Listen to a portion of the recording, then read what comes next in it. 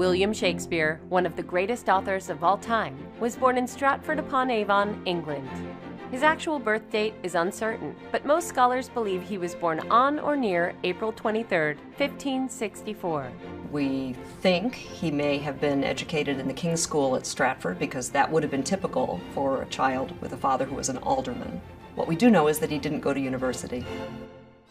We have a marriage record for Shakespeare to Anne Hathaway in 1585. We also have baptism records for a daughter and a set of twins. And we also know that his son, Hamnet, one of the twins, died. Shakespeare moved to London in the late 1580s. By the early 1590s, we know he's writing, and we know that he's acting. By 1597, Shakespeare had authored 15 of the 37 plays attributed to him, including Romeo and Juliet, Comedy of Errors, and The Merry Wives of Windsor. People think of William Shakespeare as an artist, a playwright. He was a pretty good businessman. In 1599, he built the largest open-air amphitheater in London, the Globe Theatre. He was an entrepreneur, he knew his market, he knew how to cater to that market, he made shrewd real estate investments. Shakespeare's company, the Lord Chamberlain's Men, changed its name to the King's Men when King James became its patron in 1603. This was a mark of exceptional prestige. The different types of Shakespeare plays, they're separated into histories, comedies, tragedies, and then later on tragicomedies. Shakespeare's phrases, the ways he used words, are so common that people often get mixed up and can't remember if they came from the Bible or from Shakespeare. My grandmother used to say, when something bad happened, that these were the slings and arrows of everyday life.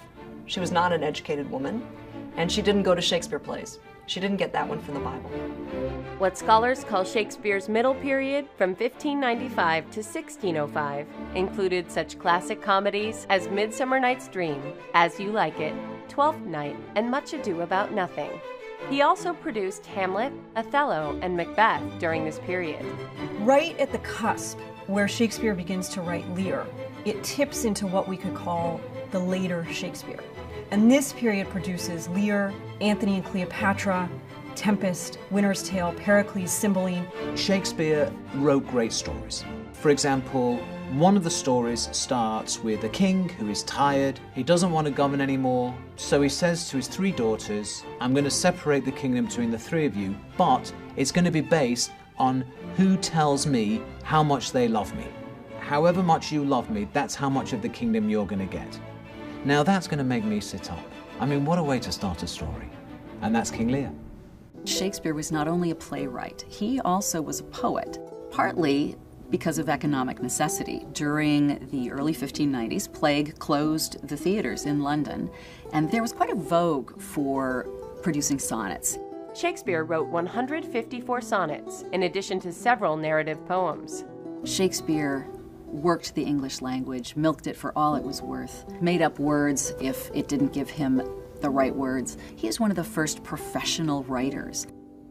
The details of William Shakespeare's death remain a mystery, but scholars believe he died on his birthday, April 23, 1616.